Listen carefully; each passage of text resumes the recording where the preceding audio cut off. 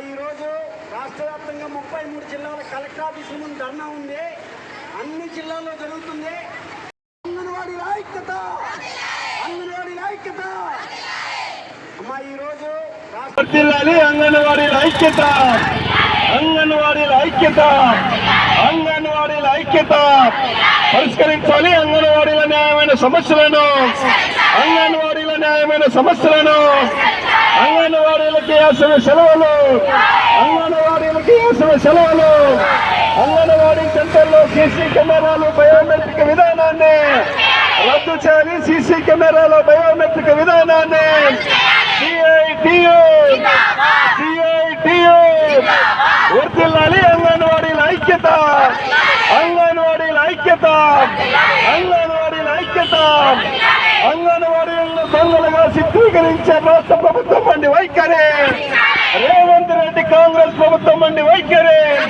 అంగన్వాడీలని దొంగలు రాష్ట్ర వ్యాప్తంగా జరుగుతూ ఉంది. మన జిల్లానే కాదు, రాష్ట్ర వ్యాప్తంగా ఈ రోజు మన తెలంగాణ రాష్ట్రంలో ఉన్నటువంటి 33 జిల్లాలో ఉన్నటువంటి జిల్లా కలెక్టర్ ఆఫీసుల ముందు ధర్నా జరుగుతూ ఉంది. ఇప్పటికే ఏదైతే మనం డిమాండ్ పెట్టామో ఈ బయోమెట్రిక్ విధానాన్ని వెనక్కి తీసుకోవాలి, సీసీ కెమెరాలు బయోమెట్రిక్ విధానాన్ని వెనక్కి తీసుకోవాలి. అట్లాగే ఈ పంచాయత్ ఫోన్లు మాకొద్దు, మీకు ఇచ్చేస్తామని చెప్పాము.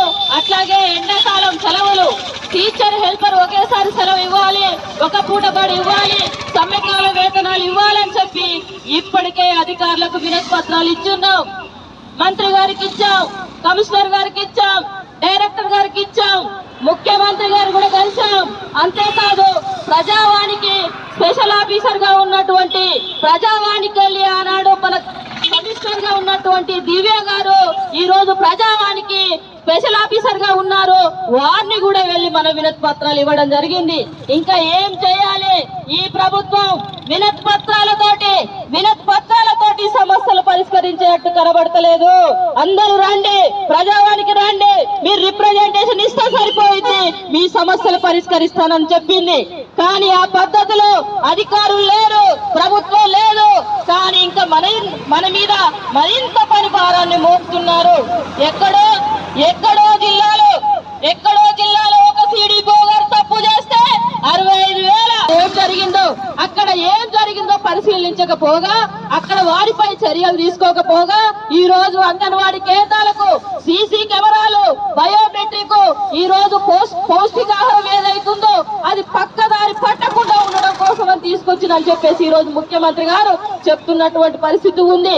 2వ తారీఖు మార్చి 2న ఐసిడిఎస్ శాఖతో సమావేశం పెట్టి ఏం చేయాలి, అంగన్వాడీ కేంద్రాలకు వస్తున్న పౌష్టికాహారం ఏంటి, అంగన్వాడీ టీచర్లకు హెల్పర్లకు ఉన్న ఇబ్బందులు ఏంటి, వాటి గురించి అడగాలి, వాటి గురించి తెలుసుకోవాలి. వాటి కోసం కావాల్సినటువంటి మెరుగైనటువంటి పౌష్టికాహారం, వారి సమస్యలు పరిష్కరించాలనే దిశగా పోకుండా ఈ రోజు సీసీ కెమెరాలట, బయోమెట్రిక్ అని చెప్తున్నటువంటి పరిస్థితి ఉంది. అయ్యా ముఖ్యమంత్రి గారు, ఓ రేవంత్ రెడ్డి గారు, మీరు మమ్మల్ని దొంగల్లాగా చిత్రీకరించే ఈ సీసీ కెమెరాలు బయోమెట్రిక్ విధానాన్ని వెనక్కి తీయకపోతే మాత్రం మీ అంత చూస్తామని కూడా మనం చెప్పదలుచుకున్నాం.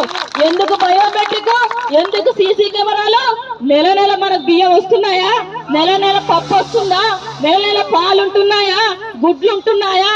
పాలుంటే పప్పు ఉండదు, పాలుంటే పప్పు ఉండదు, పప్పు ఉంటే గుడ్లుండదు, గుడ్లుంటే బియ్యం ఉండదు, ఆ తర్వాత బాలామృతం ఉండదు.